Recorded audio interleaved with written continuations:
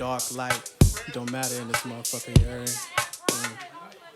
Blame it on the juice, blame it on Patron, blame it on the Jack, it got you in the zone. Blame it on the alcohol, blame it on the alcohol. I'm fucked up, Nigga, I'm What's up, everybody? It's Deja and Abdul. And we are bringing you just a touch of messy. So this is a podcast where we... This is a podcast or a radio show? What's up, everybody? It's Deja. I can't help that I'm outgoing. Okay, go ahead. Continue being outgoing.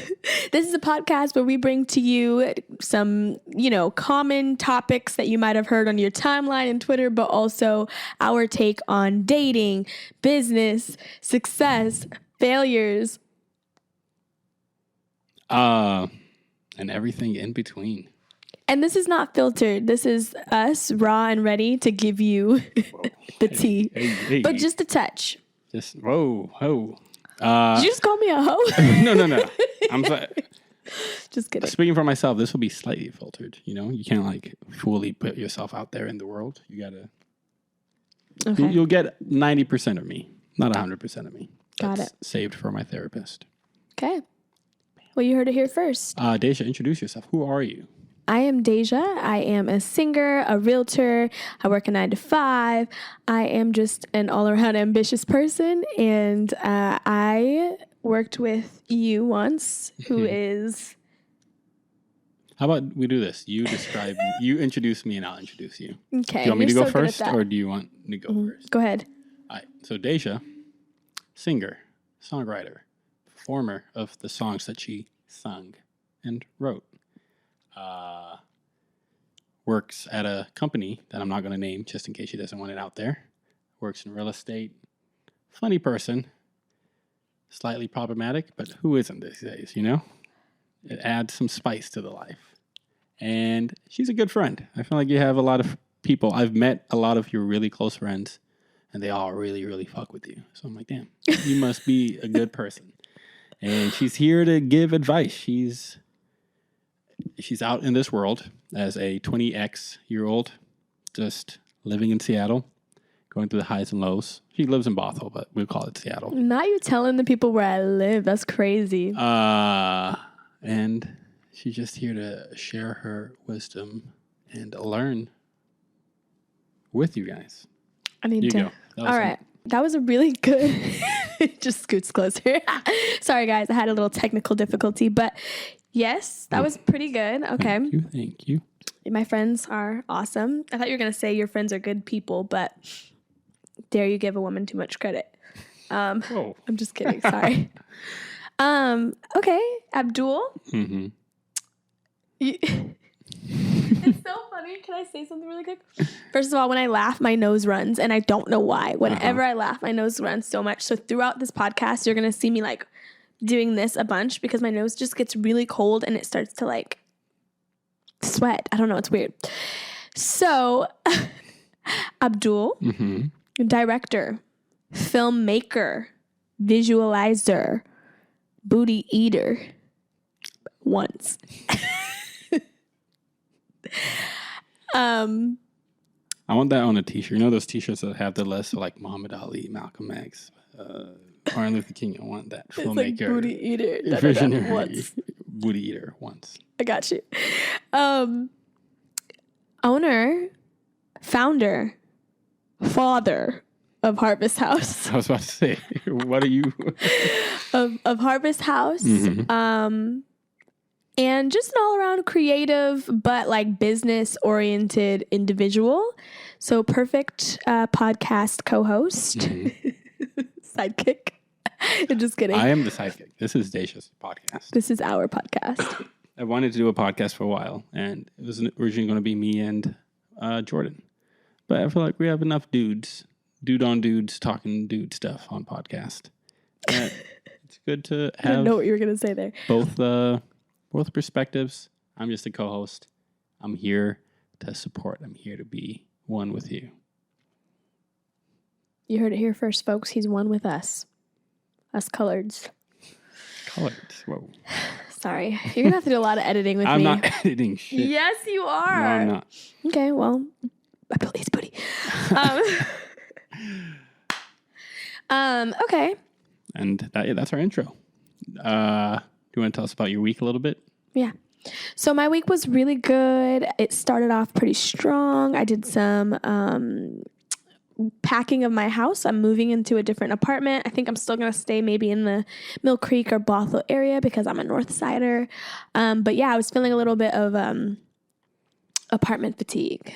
So staying in your apartment for too long, time to switch it up. How about you? How was your week? Work was good. I had a out-of-town shoot at Long Beach, Washington for a tourism ad that we just did. And it was a lot of fun. I was expecting not to like Long Beach as much as I did. It's very nice. I could see myself vacationing there. Actually, I did have a funny story.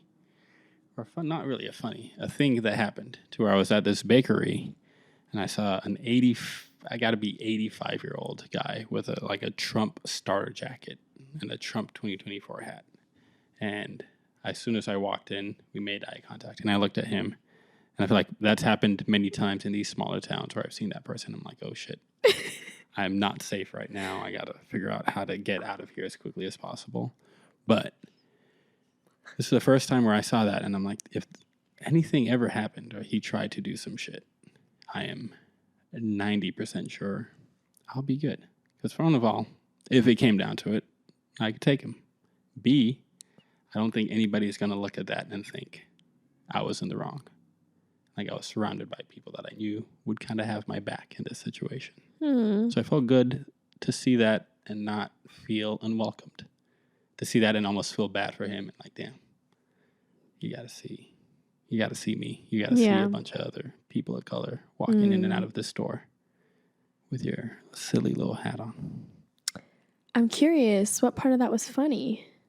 It's like actually really sad. The fact that you could take them. It was a really funny bakery. They Okay. had like little silly pastries all over the place. I'm like, that's actually so sad that we have to think like that even, you know? Yeah. It was more of a fun moment for me. It felt like an enlightening moment to where Like, I'm safe. I'm safe. I've taken ownership of this situation that used to be very uninviting for me. So shit, that was cool. Good for If you're you. listening to this podcast, hit me up. I want to talk to you a little bit more. I don't want to be there. Cool. So you went to Long Beach twice now at this point. Okay. Yeah. Yes, I have. I think.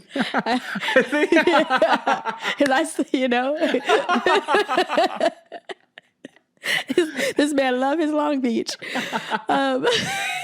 To peel back the layers, we record 2 episodes back to back, and I just realized that's what I mentioned in the last You don't gotta one. tell on us. No, it's all right. I want to be open. You said this is raw.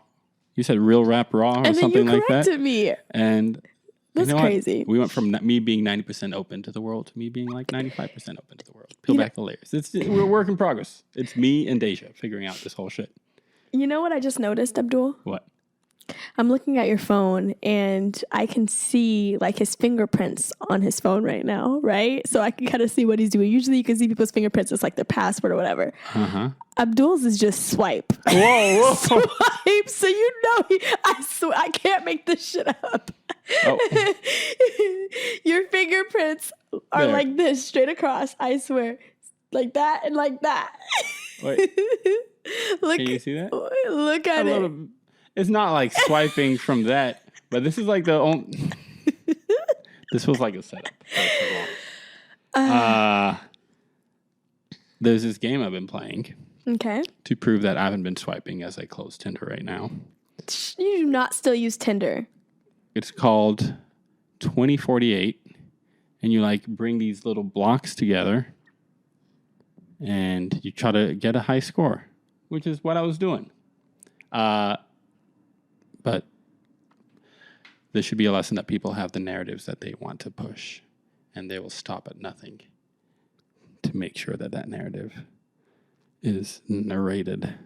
Naruto. One thing about me. Call to I'm a- action for the podcast listeners is to send us some questions for relationship advice. Absolutely. If you're listening to this and you're going through something, it could be you're in a happy relationship and you're like, how do I maintain it? Or how do I surprise my partner? Deja, how do I keep it spicy? we've all been in long-term relationships. We've all been single. We've all been in multiple different stages of a relationship. We can try to share it with you.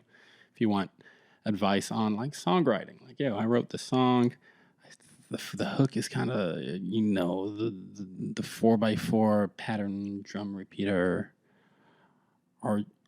arpeggio stuff. You want to know that stuff? You can ask Deja about it. You want to know some stuff about video shit? Write it in. Just ask us questions. We want to interact with y'all. There's only so much we can talk about back and forth. That is not true. I feel like we could talk about anything. We could, but if we're on like episode 1,000. Yeah, that's true. Well, also, imagine if we're like doing this 20 years from now. Dang, Fleming, I still see those swipes on your phone. You'd grow to like 5'1". Hater. That would be crazy. I was just also going to say one thing that I really admired about Abdul is that he is open to putting people on. Like, he's always trying to help people. And, like, I really appreciate that mindset because I also, like, feel like I'm very open. Like, if I have something I can help or share with someone, I'm more than open to help with that because baddies don't gatekeep. That's true. And Abdul's a baddie. Thank you. Oh, thank you. He a baddie, he a 10. That's going to be the clip that we use to introduce the podcast. Abdul's a baddie. Thank you, Deja. I appreciate that. I just feel like the whole film thing, I didn't study film in school. I went to engineering school, actually, but film has been something I've done on the side for the longest time. And stuff that I am still learning today just seems like basic stuff that I wish somebody told me, and I wish somebody offered that guidance for me early on instead of me having to spend a lot of time figuring it out. So I'm always happy to share, happy to put people on. Just don't embarrass me. If I recommend you for something, don't tag me in a post and say Abdul showed me how to do this. No, you can do that. You can do that all you want. Just don't be. My biggest fear is recommending somebody to a job and they do a really bad job at it. Yeah. And then it kind of looks bad on me as a producer. If I recommended somebody for a job, now they're probably not going to hire me as a producer because they assume the circle that I run with isn't up to par. Okay. Deja, we have a segment on this podcast called Come Clean. Oh, I was going to say, I was looking for these notes. Do we not want to use these right now? No, we'll use those. Right. Okay. We'll use those next. I wanted Come to do clean. that intro part first, and then we'll come to our topics for today. But Come Clean is a segment where we can just come clean, get the secrets that we've been hiding off our chest for a very long time, and feel better about it. So I can start. Okay. Then you can go next. What did I write down? I had a good one. Oh, did you? When I was in the 4th grade, I didn't want to go to madrasa after my normal school. Madrasa is like Islamic school. Mm-hmm. So as soon as the bell rang and I was going to the bus, I got into character as if I was sick. And I just pretended to be sick. Went back home. I was like, Mom, I have a fever. I'm really, really sick. I can't go. And Mom was like, all right, well, you can stay, but you just need to lay down in your bed all day. And I eventually got sick as I was laying in bed. And I was laying on a mattress that was on the floor. This was back in Kenya. And my stomach started feeling really bad. And I threw up on the side of the bed onto the floor, but pretended that I had thrown up in my sleep, so I didn't have to deal with it right then, and went back to bed. And then my mom came in, and she was like, what's all this? And then I was like, oh, I just woke up. I don't know what happened. Did I throw up in my sleep? But really, I knew that I threw up. So, Mom, if you're watching this, I manifested my sickness. I was just about to say, your manifestation skills are superb, sir. And B, I knew I threw up on the floor. I just didn't want to go to the bathroom and deal with it at the time because I was feeling so bad. And to this day, I don't know how I got myself sick. Kind of crazy. Maybe you just felt so guilty For lying Maybe. to your poor mother. I was raised in a very strictly Islamic household. So lying was looked down upon. Are you still Islamic? I'm like a 3.5 to 4 out of 10 on the Islamic scale. I feel like my core values still reside in Islam, but shotgun to White Claw this weekend. It's not very Islamic of me. I know. I remember asking you, do you drink alcohol? I do. And you said, boy, do I. And I was like, okay, because usually, The muzzies. the muzzies don't be chugging. Whoa. The muzzies ain't shagging. You come clean.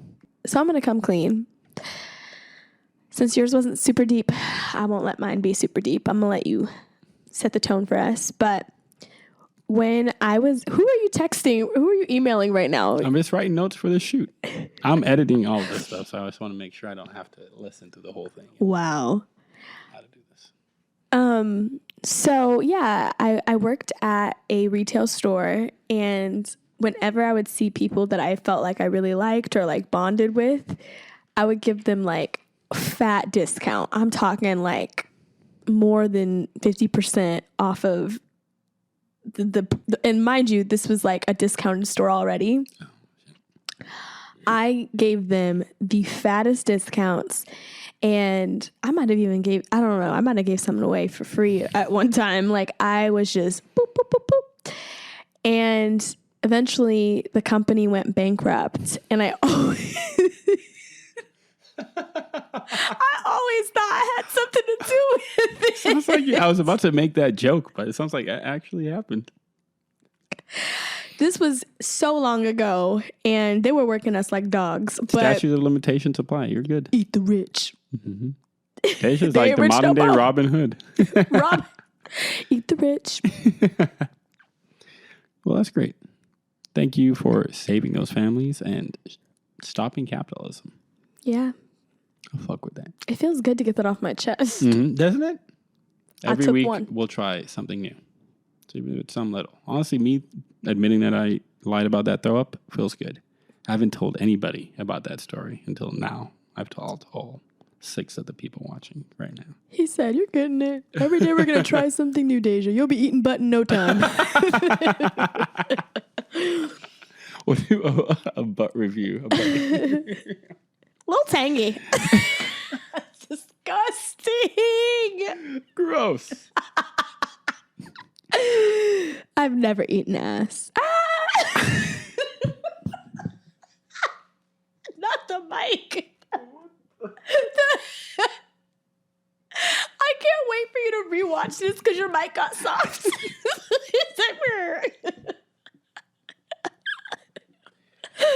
anyways, I'm not cutting that. That's staying in there. that's okay. We have to keep some of the funny stuff. We have 3 topics we want to talk about, all kind of dating related.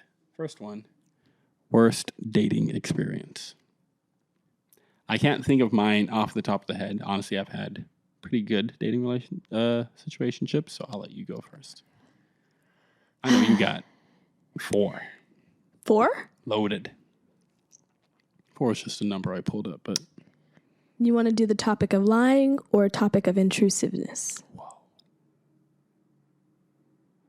whoa. Pick one, A or B. B. Intrusiveness? Mm-hmm. Oh, no, AA. Lying? Yeah. Okay. I want both. You're getting one. A. Lying? Mm-hmm. No takesies backsies. Mm-hmm.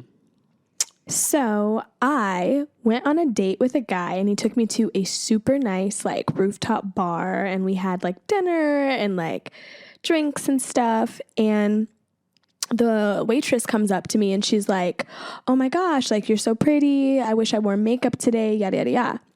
And I was like, "Oh, like, thank you so much. I appreciate that." And she's like, "Yeah, like, I just wanted to tell you, we were like talking about it over there." And I was like, "Oh, like, that's so sweet." Like, I'm kind of awkward with compliments.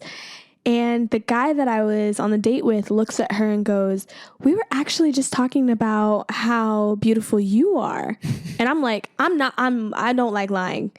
And so I'm just frozen in the face. And she at first says like, oh no, you don't have to say that. And he's like, no, seriously. He goes, you went over there to grab this tray. And we were like, isn't she so beautiful? But the thing is, I feel like girl and girl, we both like knew he was bullshitting. But I was like, there's no way he would just lie about that. So I'm thinking like, did we have that whole conversation? Am I crazy? Like I was literally like just looking at her like this, like.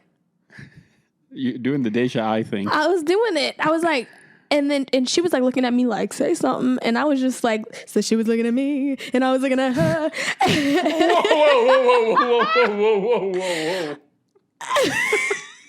What's that drink like? Oh my God, you can see that my pants are unbuttoned. We're real. We're real here. I don't care. Yeah. You can keep that in there. Mm-hmm. It's been a day. And so she like walks away so awkwardly. Mm-hmm. And when she leaves, I look at him and I go, oh my God, why did you just lie to her? Like, we didn't have that conversation. Mm-hmm. And he's like, oh, it's okay. It's okay. And he's like, we're at a nice place, sweetie. Like, sometimes you have to lie to people Did he call to you make sweetie? them feel. Oh. He was older. Not old, but he was older. He's like, yeah, Like sometimes. 50? No, like 30s. No. Like you. I was going to say 30 is not old. 30 is still young. All right. I'm still 29. And so he's like, yeah, sometimes we have to lie to people in like these kind of roles, like to make them feel better. Like a one little compliment could have made her entire day, you know? And I'm like, so I go, do you lie to me to make me feel good? And he's like, no. And I'm like, okay. Like I felt so stupid. So that was the worst date. How long did you guys date after that? That was the last day I ever saw him. Was that a first date? No. Honestly, that wasn't that bad. I was waiting for some juicy shit. You chose A. Okay. Well, imagine I chose B. What would that story be? It's getting too specific. It's getting too specific. All right. That's a terrible experience. I'm sorry you had to go through that. Yeah, make me feel validated. I'm sorry, sweetie, that you had to go through that. Scripted ass. Okay, go ahead. My worst dating experience. I haven't had that many bad dates. And my theory is specifically dating in Seattle. The men in Seattle are kind of weird. The women, not so much. So if I show up to a date and I'm not the super weird guy, there's a 99% chance the date will go good. Mm-hmm. Like as a woman, if you go to a date, you could be the most normal, perfect person in the world. There's like a 70% chance the date will go good, but a 30% chance that some dude will call you sweetie and lie to the waitress's face. I say that to say, I've had dates that there hasn't been a vibe, and you can just tell from early on that there's nothing there, and we're just going through the motions. But I haven't really had a bad date, you know? So if you went on a date with this man and you had a bad experience, please write in because I'm sick of his ass. Oh, I almost threw up. Not again. I burped and laughed at the same time, and I almost threw up. Yeah, right in. So you've never had a bad date? That's so cap, bro. I haven't had like a terrible date. I've had dates with no chemistry, but I haven't had something be like, damn, this shit's freaking crazy. You are so fake. So I'm gonna be the only one giving a touch of messy, y'all. No, honestly, I've had a date where I've wanted to like play a game to get to know somebody, and they're just like, nah, I'm not into that. And Be we more just specific. Sat in silence. Be more specific. They declined your offer to answer questions. To play a game to get to know each other. This was like early 2013. We don't need specifics. That's the last time you went on a date? Last time I went on a bad date. This is me reaching for straws right now. Oh, this one time we were on a date together and she just started murdering everybody in the restaurant. And I was like, whoa, that's not cool. And then you married her. And then we got married. Because you fall easily. You fall quick. Says who? This guy, I could set him up on a date tomorrow. And I feel like it'll be like, she was perfect. It doesn't matter who or what. I'm not going to say that's not true. He's a lover boy. Not a lover boy. I'm just hopeful for love. You know? And is that so wrong, Deja? To hope for love? Huh? No, it's okay. Thank you. Yeah, I'm looking for the love of my life currently. So if you're there, if you're watching this, let me know. I'm here. DM me. I'll let you know if you made the roster. So I gotta go through you before they can come to me. Did you just become my pimp? I'm his pimp, certified. All right, dating long distance. I don't think Second this topic through. What are your opinions on it? I have my opinion. I'm gonna let you go first. I have dated long distance multiple times. I was actually engaged in long distance for a while. And please don't even. I'm glad you stopped yourself. That's growth. What? You won't know. Honestly, I just want the people to know. There's so much shit I wanted to say. But you did it, and I'm really proud of you. I just nodded my head. If This you is how rewind bad he 15 don't- seconds, I just did that. I'm like, yes. Continue. He really doesn't want to edit this shit. So, yeah, I think long distance is super easy to do if you are with a person that is emotionally intelligent, because I think that like the fear around long distance only happens when you have some insecurities that linger through due to someone's like inconsistencies or, I think long distance dating can be great, especially if you're in your 20s. I just don't believe in like picking up and uprooting your life for someone who's not your husband. Could you start a relationship long distance? I would have to know the person in person before I started it. How long would you have to know them in person before you'd be okay to starting a long distance relationship? Give or take 2 months. 2 months. I think long distance is a scam. Tell more. I think that was like a clickbaity answer to it. I don't think it's a scam, but I do think I would need to have dated this person for at least a year, and there needs to be a end goal to end up together, and we're in this for real. We're trying to get married and spend the rest of our lives. Otherwise, I feel like long distance is just wasting time.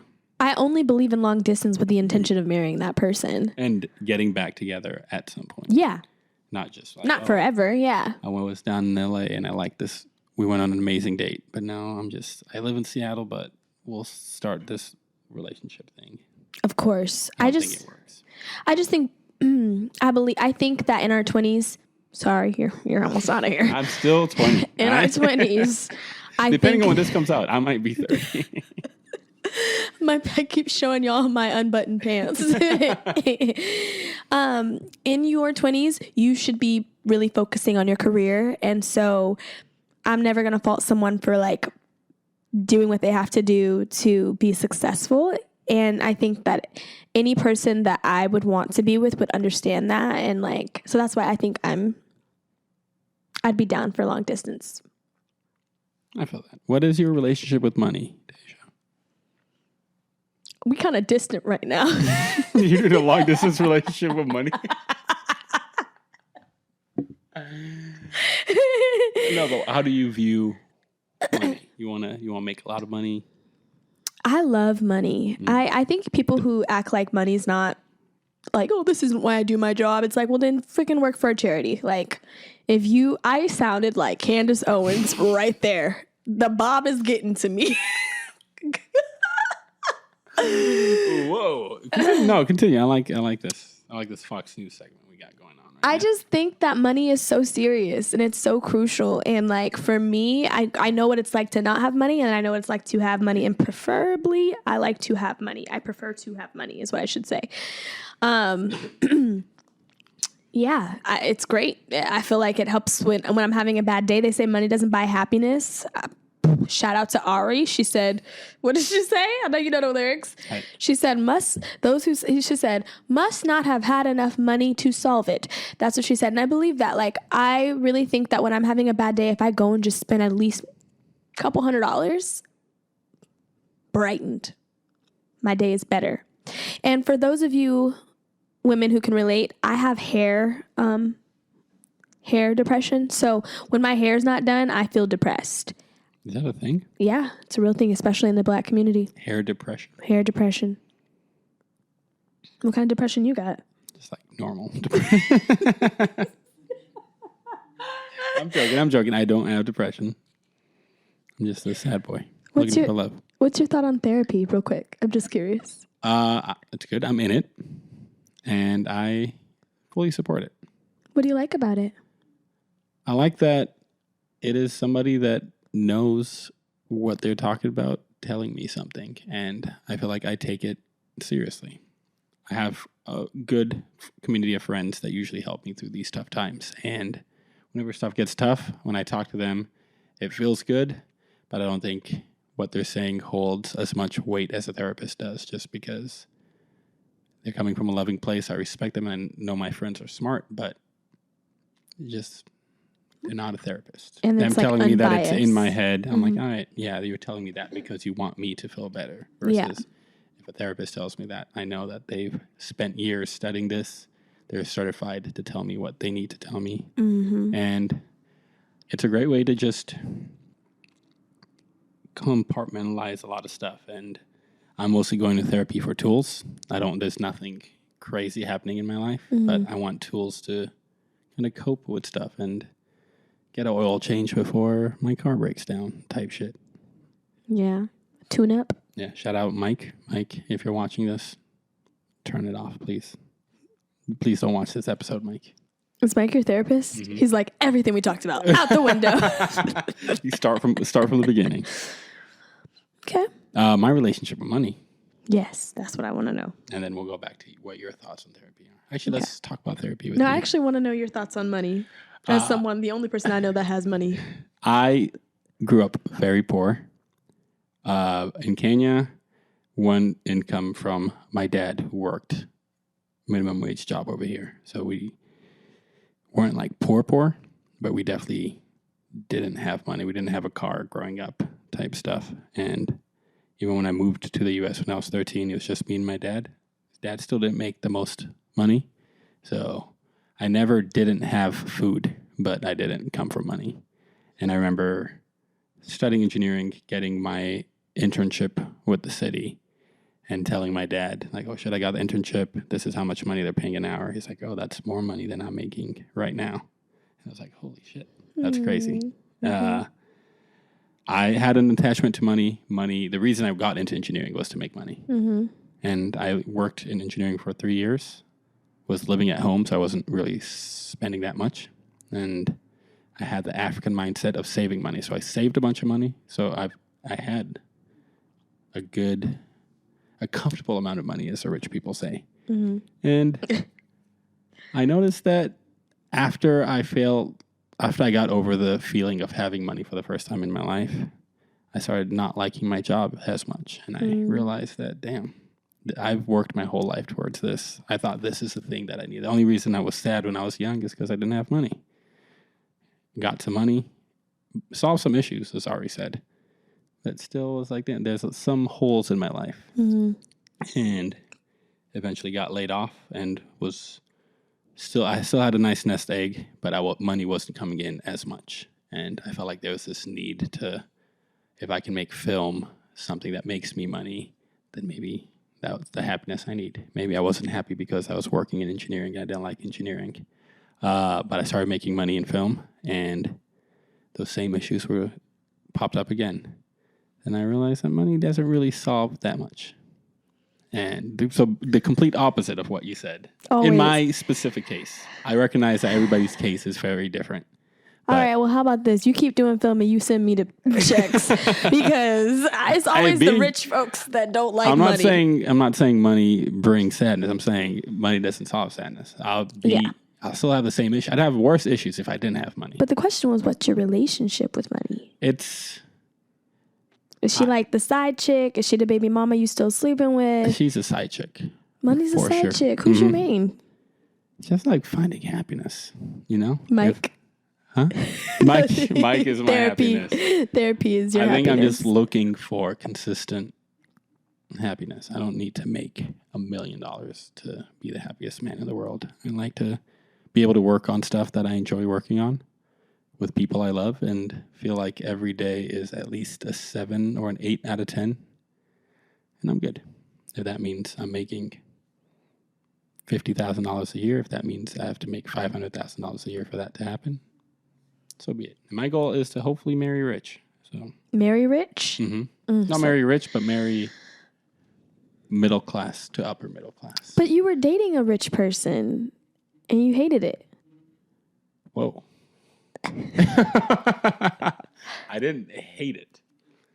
But money was never an issue in the relationship that we had. So that's a wild twist of you were dating a rich person and you hated it. Just The relationship didn't work. The relationship didn't work out, and she had her money. She had money, so it wasn't like, oh damn, I wish you had money so this relationship would work. Could you ever date or could you ever marry someone and your wife be a stay-at-home wife? If it made financial sense. How would it make financial sense if she's not bringing in any finances? If I'm bringing in a lot of money, then yeah. But probably not. I don't think. But you make a lot of money. I don't make a lot of. Don't get me robbed, Deja. I don't make that. Hey, if anybody sees me on the street, I don't. He got the coins. I don't make that much money. I just kidding. But He broke. I'm very broke. Look, you can't see, but we got Tim foiling over here. He's so broke that oh my God, this is lunch. Yeah. I could, if it makes sense, if this person makes me very happy and they want to be a stay-at-home person. So if you piss this nigga off, get to work. I just another thing about I guess the reason that's hard for me to answer is coming from Kenya. It is very normalized to just ask relatives for money. Since I was a kid, my aunties and uncles have been asking my dad for money. I remember this one specific time my dad's mom just died and he came to Kenya because he was living in the U.S. One of my aunties found out that my dad was back in town, saw him and started sobbing and crying and hugging him like, I'm so sorry, I'm so sorry. Not 2 minutes later says, now that you're here, I wanted to get some chicken for lunch. Can you give me some money? And everybody's constantly asking for money. And it's almost like part of the culture. It's not as much of a stigma as it is over here. So I'm always wary of people just wanting my money. Or wanting money or faking a relationship with me and faking that, oh yeah, I really fuck with you or I like you. But actually, I just want your money. To be fair, I was your friend before I knew you had money. But he brought chicken just in case. He said, I'm going to give you the chicken. You don't need to ask for the money. So yeah, I don't got money like that. Don't come to me for money. And don't rob me, please. He's People the are getting harvest, robbed not the out house. here, Asia. I won't. What's your view on therapy? I think all men need it, and women, and people. I just can't with growth. anything. That is growth right there. I think everyone needs therapy. Are you in therapy? Yes. I've had multiple different therapists. I'm really picky with therapists. I've had like some therapy trauma. I've had some doctor trauma. And so, yeah, I would say this is probably the longest that I've gone without being in therapy. Like, I would say the last time I went was maybe 6 months ago, maybe more. But I think it should be an ongoing thing. I have like a mentor and like a coach and all that. But, yeah, I plan on taking some time from work, starting not this week, but the next week. I'm taking some time off of work, and I plan on returning to therapy and working on my mental health and everything like that. So, yeah, I love therapy. You're a supporter of it? Huge supporter. Deja, you texted me earlier this week. And you said You really gonna cut this. I'm not cutting this. What did I It's not say? it's not a bad test. Actually, You said this quarter life crisis is really wearing me down. You want to talk about that a little bit more? why would you even do? Don't you have somewhere to be? Don't you have some? Yeah. Quarter life crisis is wearing you down. Wait, don't you have somewhere to be though? I'll get there. I was getting to it. Something's like you ain't getting no booty tonight. You late, you expected your booty. That's crazy. They don't understand what I'm saying. Deja, you recently said this quarter life crisis is really wearing me down. Yeah. I just What you feel mean? like I'm going through this thing in life right now where I'm trying to find my happiness. Mm-hmm. And I feel like I put so much on my plate. Like you put a lot on your plate. And it's gotten to this point where I feel like I am a jack of all traits, but a master of none. Mm. In fact, I feel like a jackass and a masturbator. Just kidding. I just made that up. Whoa. No, I just feel like an old man stand-up bit. whatever. Like a George Carlin type beat. Don't know who that is. But yeah, and I just feel like I'm having a hard time finding joy in the day-to-day things, and like that feels so weird. And like because I've taken on so many things, and like I try to be such a like you can do it all kind of person, I realize that like I'm not like the best at anything, it feels like. So like I feel stagnant at work, I feel stagnant in my music, I feel stagnant in real estate, and it's like I got to this point where each like role is expecting me to give a little bit more, but I've reached my capacity, which is so weird. And that's a whole nother thing for me because I've not been one to like make up excuses for why I can't do something. So it's gotten to a point where like I literally like don't want to leave my bed. I don't want to like go out. Like it's so annoying.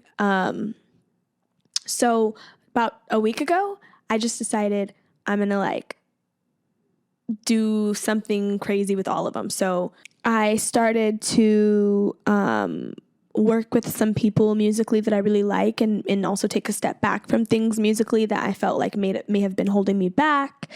I have taken more time to myself and like giving myself the okay to tell people no, because I usually don't say no. And it's so crazy when you give yourself permission to say no, it changes the game. So I've given myself permission. I've kind of been like, if they don't like me or if they're upset at me because of this, then like that's not my person. I've been okay with like losing people. Do you feel like you have an anxiety around socially telling people no, or being in situations where people are not necessarily happy with what you're saying? I just had a situation recently, actually this weekend, where you're like, damn it, I gotta go. No, you're good. Don't worry about it. I had a situation recently where I had a friend who is lovely, and I haven't met her in person, but I wanted to hang out with her because she's just like a super cool person. And she had asked me, hey, can we hang out, the week of, XYZ? And I said, yeah, I can either hang out this day or that day. We never came to a definite date of which day I'd be free. So the days come along and she's like, are you still free today? And I felt so bad because I actually didn't get back to her so that we can even get to that point of like picking a day. If you know me, I'm terrible at texting. Like I'm really bad. Like unless it's something like that I have to focus on in that moment, I always have at least 500 messages. Like I'm really bad and I have to like get through them. Yeah. Whoa, 500 is I crazy. just cleared them too. Let's see. I wonder how many I have right This now. morning I cleared every notification on my phone. I also am a notorious bad texter, so us texting is like 141 right now. Whoa. But these are like real people. This is not group chats. Everybody knows, don't put me in a group chat. I'll hurt your feelings. I don't care if it's your wedding day. Don't put me in a group chat. Immediately delete. I just can't. Anxiety like really consumes me. So she comes out here and I felt so bad because I had to be like, hey, I'm actually not free. And that sucked. But then I was like, but I can do tomorrow morning. But however, that next morning I had plans. I had multiple different things to do that day. And I was like going to squeeze her in.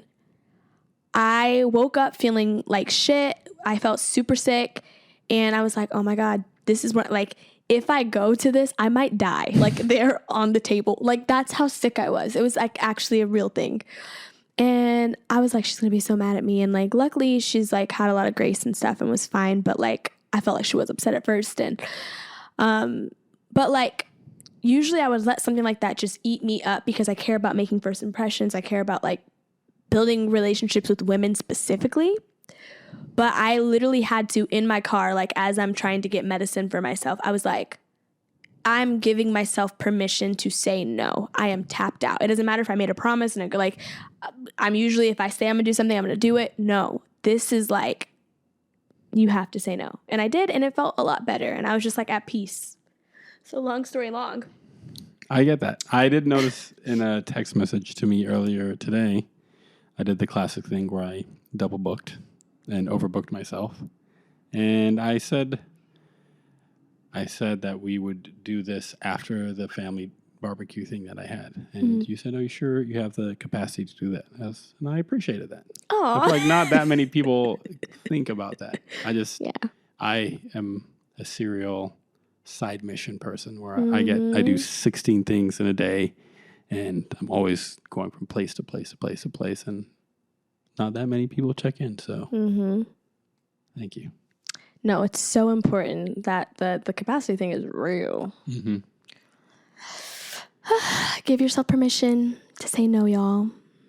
Well, I think that was a great place to end things for episode 1 or 2 or 3 or 4 or 5, whenever this comes out in the order. Submit below what episode you think this was. Where can people find you, Deja? You can find me on Instagram, or actually all platforms, as Deja.Richardson. Right here. Put it right here, Abdul. Right over there. Right. Put it right here. No, wait. I don't know. Here. Put it here. I got to put it in all those places individually. Don't follow me, but you can. Just follow Harvest House, follow Deja, follow Touch of Messy on Instagram if you want to keep up. Submit some questions. Let us know. And we're having fun with it, Vibing. To everybody listening, I love you so, so, so much with every ounce of being. That makes my bottom of my feet itch. Isn't that crazy that I could just lie that easily and just your light skin is convince nothing. people that I love them as much as I do. Some people listening, if I love you, I love you. If not, I might love you someday. I might not ever meet you. I might hate you. Got you in the zone. I love you all. Blame it on the I love everyone. alcohol.